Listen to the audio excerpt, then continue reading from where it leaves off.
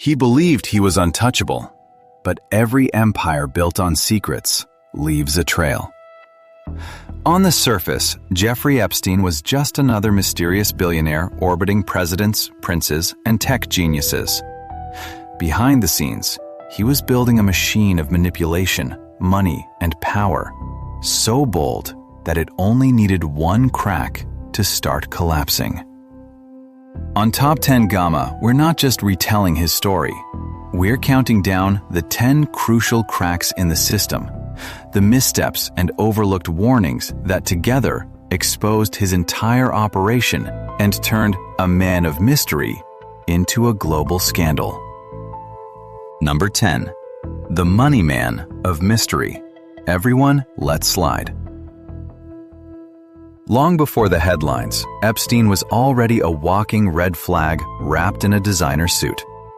He had no college degree, yet somehow landed a prestigious teaching job at an elite New York school, and then vaulted into Wall Street, claiming roles at Bear Stearns without the usual paper trail or qualifications you would expect from a financial genius.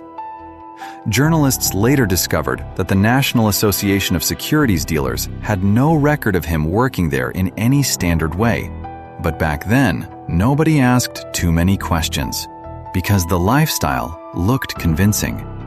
He carefully built the image of a high-stakes fixer, a financial bounty hunter handling assets for billionaires, including Saudi tycoon Adnan Khashoggi, a man with deep ties to arms dealing and intelligence circles. The resume didn't add up, but the money did. And in the world Epstein targeted, money was all the proof most people needed. Reporters who dug into his background in the late 1980s and early 1990s described him as an enigma with an inexhaustible supply of money and no clear origin for his wealth. This was the first quiet mistake. Society accepted the myth because it loved the fantasy. As long as Epstein played the role of the mysterious wizard of finance, dinners, private jets, art, mansions, people were willing to ignore the gaps in his story. That blind faith in his self-created persona gave him cover. It allowed him to move between worlds, finance, politics, academia, without the kind of scrutiny a man like him should have faced. The system's failure to demand basic transparency is where the countdown begins. Number 9. Ghislaine Maxwell and the doorway to high society. If Epstein's fake financial wizardry opened doors, Ghislaine Maxwell walked him straight into the drawing rooms of the elite. She was the daughter of Robert Maxwell, a controversial media tycoon with political and intelligence connections, whose own mysterious death only added to her aura. After her father died, she relocated to New York, determined to rebuild her life and reputation, and Epstein quickly became the center of that new world. British tabloids first noticed him as the shadowy man at her side, a property developer, a former teacher, a banker, or something else entirely, depending on who you asked. To the outside world, Ghislaine looked like a glamorous socialite introducing her wealthy boyfriend around town. But inside Epstein's orbit, she was far more than that. Staff believed she was his main partner, and later testimony would describe her as recruiter, enabler, and gatekeeper. Her last name opened doors that Epstein could never open on his own. Invitations to elite circles, charity boards, private parties where money and influence flowed freely. With Ghislaine beside him, Epstein's strangeness didn't look suspicious. It looked eccentric, even charming, in the way very rich people are allowed to be. Here's the deeper mistake. People assumed that if someone like Ghislaine Maxwell trusted Epstein, he had to be safe. Her presence acted like a social passport, softening his image and lowering everyone's guard. That misplaced trust meant that when odd details surfaced, like his vague job descriptions, his sudden wealth, the constant presence of very young women, those in the room brushed it off. Instead of asking, "What is going on here?" they asked, "What's the next party?" That social insulation delayed the reckoning and helped his operation grow. Number 8. A billionaire without receipts. Wexner and the money puzzle. Every criminal network needs one key ingredient: money that looks legitimate. Epstein found that in one of the most powerful retail magnates in America, Leslie Wexner, the billionaire behind L Brands and Victoria's Secret. For reasons that still defy common sense, Wexner not only became Epstein's client, but gave him extraordinary control over his finances, power of attorney, access to accounts, and eventually the transfer of one of the most valuable townhouses in New York, effectively for free.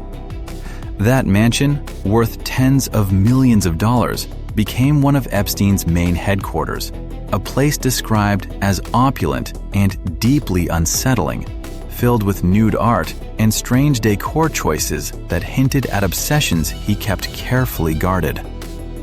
Wexner later admitted that Epstein had misappropriated vast sums of money from him and his family, yet the relationship had gone on for years, even after Epstein had brushed up against the law.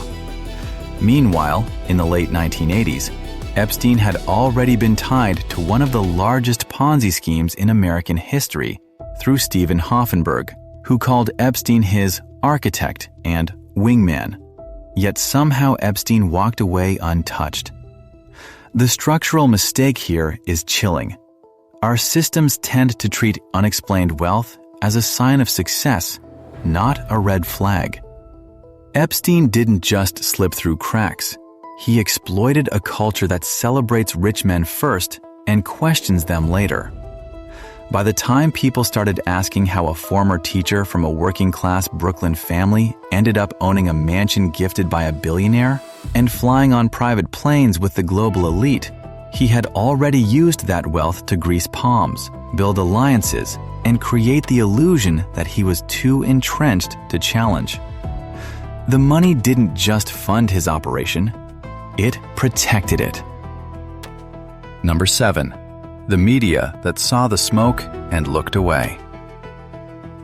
Long before Epstein became a household name, a few journalists got close enough to smell something burning, and then watched their work get shut down. In the early 2000s, New York Magazine ran a profile calling him an international moneyman of mystery, highlighting his strange background and fascination with very young women at his Manhattan mansion. That same period, Vanity Fair reporter Vicky Ward started digging deeper. She found victims willing to go on the record, including Maria Farmer and her younger sister Annie, and heard stories that painted Epstein as not just a creep, but a predator. Epstein reacted exactly how powerful men react when someone threatens their carefully curated image. Ward later recounted that he warned her bluntly, if there was any implication of wrongdoing, he'd come after her personally and be harsh. Then he went above her head, visiting the magazine's editor in person. By the time the piece was published, the most damning allegations, the young women's testimonies, were gone. The finished article hinted at something darker, but stopped short of fully exposing him. A similar pattern played out with ABC News years later, when anchor Amy Robach was caught on a hot mic saying she had the Epstein story, with victims and evidence years before the scandal blew up. But the network refused to run it because no one knows who Epstein is. The media's failure wasn't just a missed scoop. It was a crucial turning point. In a world where exposure can instantly transform a powerful predator into a global pariah, those early investigations might have stopped Epstein's operation years earlier. Instead, fear of legal threats, editorial caution, and the belief that powerful people are untouchable kept the truth buried. That silence signaled to Epstein that his strategy was working. Intimidate, charm, threaten, deny, and rely on institutions to flinch first. That miscalculation by major outlets let him keep building his network in the shadows. Number 6. Early victims ignored. The warning signs in the 1990s. Before Palm Beach detectives, before the FBI task forces, before the phrase Epstein's Island became a symbol of elite corruption, there were individual women who tried to sound the alarm and were either blocked, sidelined, or simply not believed. In 1996, artist Maria Farmer thought she was getting a once-in-a-lifetime chance when Epstein and Maxwell offered her access to powerful patrons and an opportunity at Wexner's Ohio mansion. Instead, she later said she was assaulted, trapped, and even prevented from leaving or calling for help by staff at the estate. Maria stayed silent at first, but as the years went by, she told her story to journalists and then to law enforcement. When she called the NYPD, they directed her to the FBI. She gave her statement, trusting that the system would act. Then, nothing. Years later, when the case resurfaced, she described how Ghislaine Maxwell allegedly harassed her with repeated phone calls, undermining her confidence and warning her she'd fail as an artist and that accidents could happen. Meanwhile, her younger sister Annie was being drawn into Epstein's circle through promises of overseas trips and educational support in places like Thailand and Vietnam, only to find herself entangled in the same manipulative pattern. The tragedy here is not just what happened to them, but how quickly their stories vanished into bureaucratic limbo. The FBI had a complaint as far back as the mid-1990s. Journalists had names and details that could have forced action.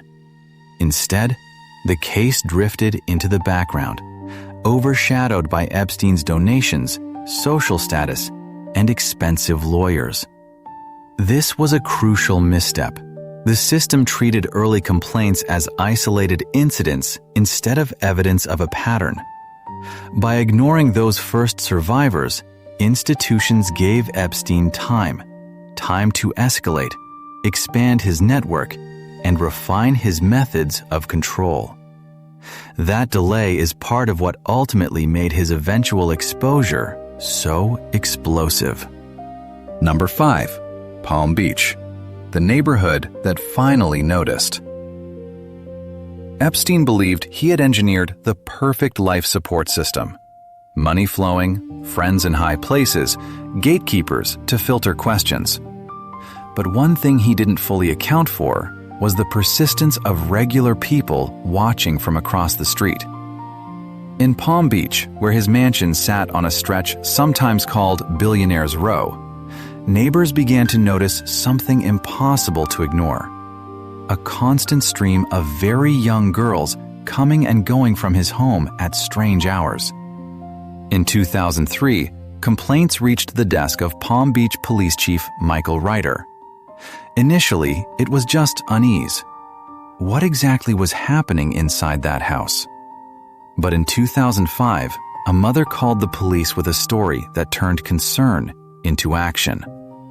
Her stepdaughter, a teenager, had been paid to give Epstein a massage and then pressured into other things with the promise of more money, about $300 per visit. That call triggered a formal investigation led by Detective Joseph Recarey and the Special Investigations Unit. As they started interviewing girls, a disturbing pattern emerged. Many described the same routine.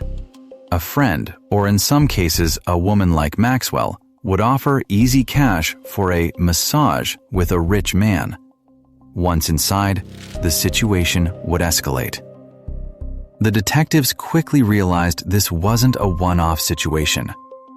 Dozens of girls, many from broken homes or difficult backgrounds, told similar stories. Some were recruited by other girls, creating a pyramid-like system where victims became recruiters. The officers gathered school records, notes, and even found evidence in Epstein's trash linking him directly to these minors. For the first time, his operation was no longer invisible. The mistake Epstein made here was simple but fatal. He assumed he could run an industrial-scale abuse system in a quiet neighborhood and rely on the same old tools: money, intimidation, reputation, to keep it hidden. Palm Beach proved that when regular people refuse to look away, the entire machine starts to creak. Number 4. The broken justice system that almost saved him. If Palm Beach was the beginning of the end, it was also the clearest proof of how broken parts of the justice system had become. After months of work, detectives believed they had more than enough to lock Epstein up for years. Multiple victims, corroborated stories, physical evidence from his home, and a clear pattern of behavior. Chief Ryder felt the case was strong. When he first approached Palm Beach State Attorney Barry Krischer, he was told Epstein could be facing the rest of his life behind bars. But that's not what happened. As Epstein's defense team went to work, the narrative began to twist. Witnesses were followed by private investigators. Detectives themselves found their trash being sifted through. Victims were recast as unreliable, troubled girls, drug users, petty offenders, even young prostitutes, instead of exploited minors. Krischer, who had once seemed ready to throw the book at Epstein, suddenly shifted. In 2006, Epstein was charged with a single count of solicitation of prostitution, a charge that didn't reflect the scale or the nature of what investigators had uncovered. He spent one night in jail, posted a relatively small bond, and walked out. For Ryder, it was the worst failure of the criminal justice system he had witnessed. That failure sent him to an extraordinary step, going around the local prosecutor and handing the case to the FBI. The mistake here wasn't just one person's decision. It was an entire system bending under pressure from wealth and influence. Epstein learned a dangerous lesson. Even when the law gets close, enough money and connections can still reshape reality. That near miss didn't just delay justice, it deepened the sense of impunity that would come back to haunt him later. Number 3. The sweetheart deal that triggered a backlash. When the FBI took over the case, it looked briefly like the tide had finally turned. Federal investigators revisited old complaints, including Maria and Annie Farmer's accounts, and started working with dozens of victims who were now willing to testify. Prosecutors drafted a 53-page indictment describing how Epstein trafficked girls across state lines, gathering evidence that reflected the true scale of his crimes. To any outsider, it seemed like he was heading toward a long federal sentence, maybe even life in prison. Then, behind closed doors, something extraordinary happened. In 2007, U.S. Attorney Alexander Acosta met Epstein's lawyer Jay Lefkowitz at a hotel in West Palm Beach.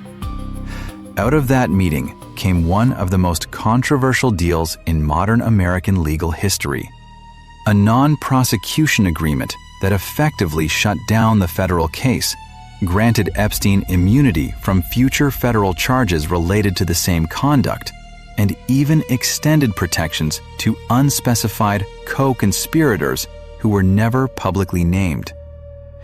Epstein ended up serving just 13 months of an 18-month sentence in a county facility in a private wing, with a work release arrangement that let him leave the jail for up to 12 hours a day, 6 days a week, while deputies in suits referred to him as the client. On the surface, this was his biggest win. In reality, it was one of the major mistakes that would later expose him. Victims were outraged when they learned they had not been told the full terms of the deal. 2 of them sued, accusing prosecutors of violating their rights and hiding key information. reporters and advocates began to dig into how such a powerful man had been allowed to walk away with so little punishment.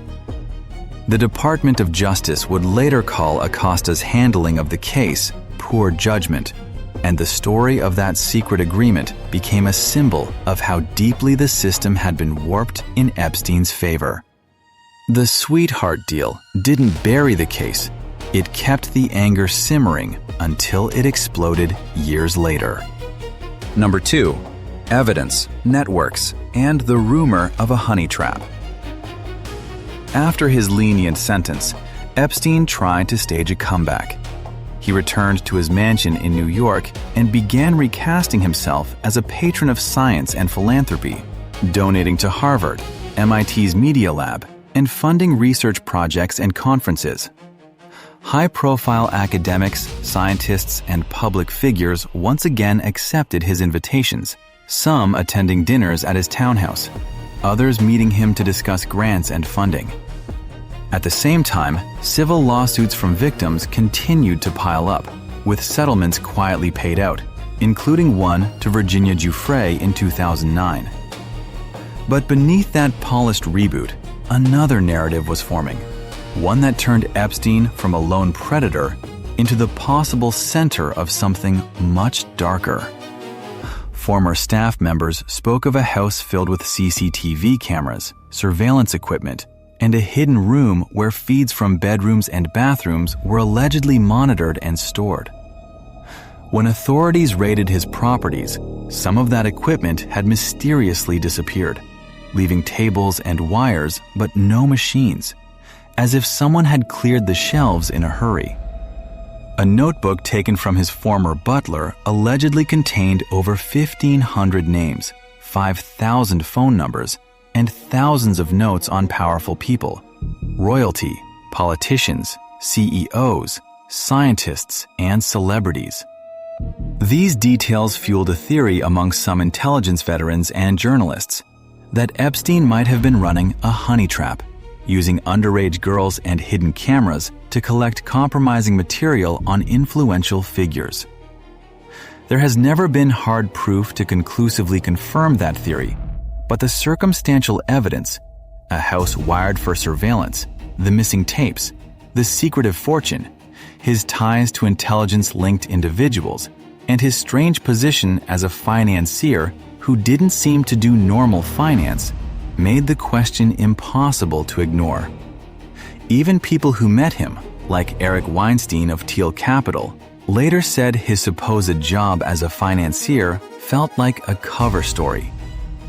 The irony is that, by building a network that relied on secrecy, leverage, and possibly blackmail, Epstein created a trail of clues that, once the public started paying attention, made his whole operation look less like a mystery and more like a time bomb. Number 1. The arrest, the death, and the questions that refused to die.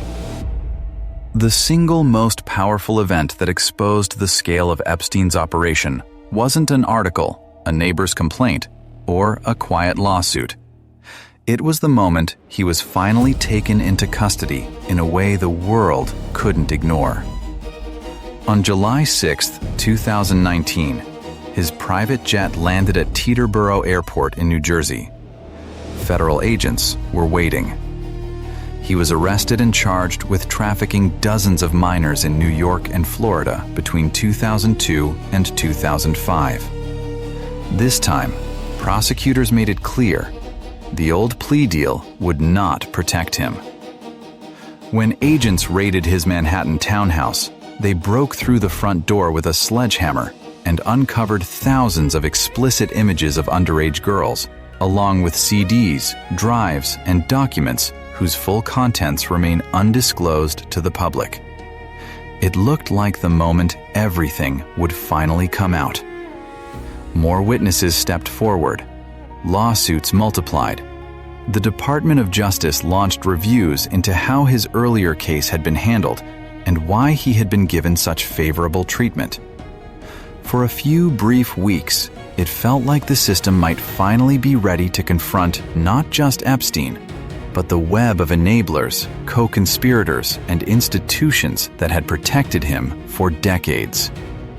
Then, on August 10, 2019, Epstein was found dead in his jail cell. The official ruling? Suicide. The circumstances: 2 cameras outside his cell not working properly, guards who admitted they had fallen asleep and falsified logs, and injuries, including a broken hyoid bone that a respected pathologist hired by Epstein's lawyers said were more consistent with homicidal strangulation than suicide. Later, when prison CCTV footage was released, analysts pointed out that even the full raw video appeared stitched together rather than continuous. Instead of closing the book, his death detonated global outrage and suspicion. That is the strongest point in this entire story. The system that had protected Epstein for years finally captured him, only to lose him in the most suspicious way possible. His arrest confirmed the worst fears about what he'd been doing. His death confirmed the worst fears about how deeply his influence reached. To this day, there is no full explanation of his finances, no public list of all the people on those flight logs and in those notebooks, and no satisfying answer to how one man could compromise so many systems at once. The questions around his death and the missing pieces of his operation are exactly what keep his story alive and what ensure that people will continue demanding answers. Conclusion: why this story can't be allowed to fade. Jeffrey Epstein's downfall wasn't caused by one heroic whistleblower or one perfect investigation. It was the result of dozens of ignored warnings, failed institutions, courageous survivors, determined detectives, and finally, a public that refused to look away.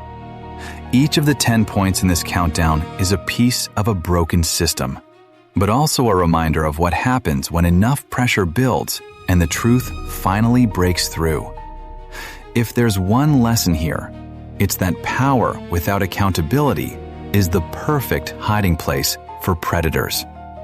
When we treat extreme wealth and elite connections as a shield against scrutiny, we don't just fail victims, we help build the very structures that protect abusers.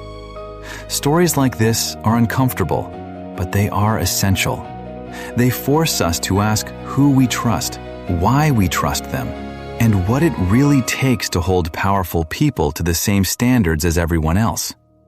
If you want us to keep unpacking the darkest chapters behind the world's most powerful names and turn them into stories that are impossible to ignore, make sure you subscribe to Top 10 Gama, hit the like button, and tell us in the comments which part of the Epstein saga disturbed you the most and what you think is still being hidden. Your voice is what turns a story from a scandal into a demand for answers.